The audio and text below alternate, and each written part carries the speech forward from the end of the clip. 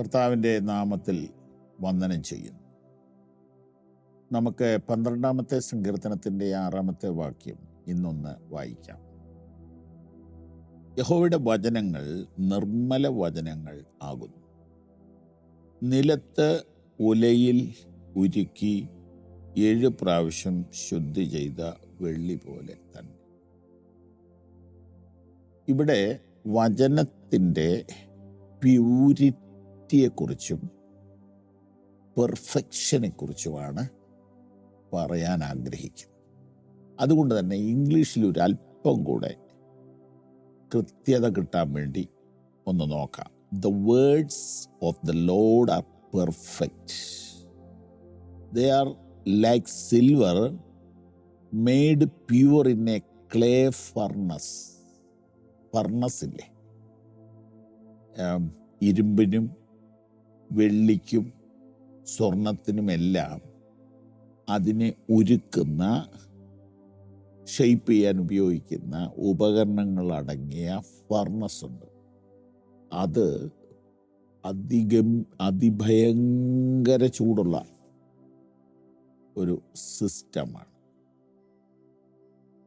ഇന്നിപ്പോൾ അതൊക്കെ ഇലക്ട്രിക്കോ ഒക്കെ ആയിരിക്കാം. എന്നാലും പണ്ടത്തെ രീതി വെച്ച് പറയുകയാണ്, അത് നിലത്താണ് ആ ഉലയുണ്ടാക്കുന്നത്, ഫർണസ് ഉണ്ടാക്കുന്നത്. ചൂടപ്പം അവിടെ അങ്ങ് ഒതുങ്ങിക്കൊള്ളുമല്ലോ. അതിനകം മുഴുവൻ തീ പോലെ ഇരിക്കും. ഇരുമ്പിൻ്റെ പണി ചെയ്യുന്നിടത്ത് ഞാൻ പോയിട്ടുണ്ട്. സ്വർണ്ണപ്പണി അധികം അടുത്ത് നിന്ന് കാണേണ്ടി വന്നിട്ടില്ല. അപ്പം ഇതിൽ ഏറ്റവും പെർഫെക്റ്റ് പ്യൂരിഫിക്കേഷൻ സ്വർണത്തിനാണ്. ഇംഗ്ലീഷിൽ പറയുന്നത് they are like gold made pure 7 times over. They are like silver made pure in clay furnace. കളിമണ്ണ് കൊണ്ടുണ്ടാക്കിയ ഉലയ്ക്കകത്ത് ശുദ്ധി ചെയ്തെടുത്ത വെള്ളി പോലെയും 7 പ്രാവശ്യം ശുദ്ധി ചെയ്തെടുത്ത പൊന്നുപോലെയും ആകുന്നു ദൈവവചനം. 22 കാരറ്റ് സ്വർണമെന്ന് അവകാശപ്പെടുന്നില്ലേ പല കടക്കാരും? എന്താ അതിൻ്റെ പ്രത്യേകത? അത് ശുദ്ധ സ്വർണമാണ്, ശുദ്ധ സ്വർണം. ഈ ഭൂമിയിൽ ശുദ്ധ എന്ന് പറയാവുന്നത് എന്തെങ്കിലും ഉണ്ടോ?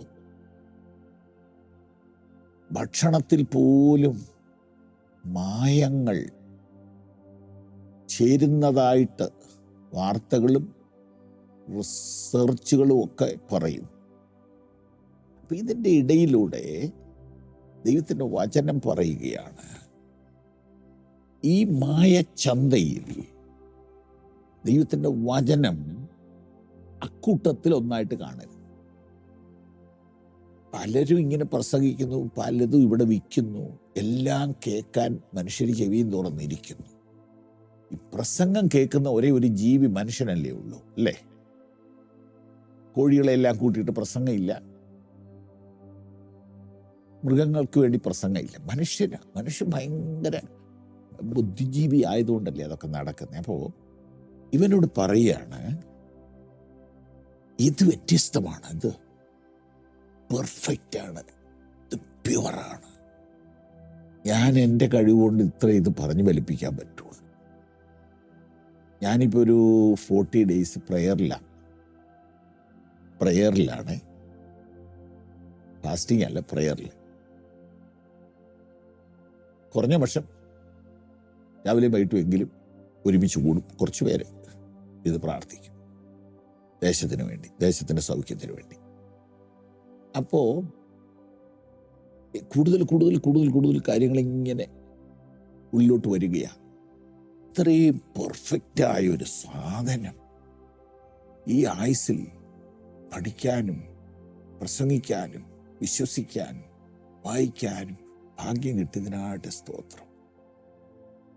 ഇതിനെ നെഞ്ചോട് ചേർത്ത് പിടിക്കാം. ഇത് ചതിക്കത്തില്ല.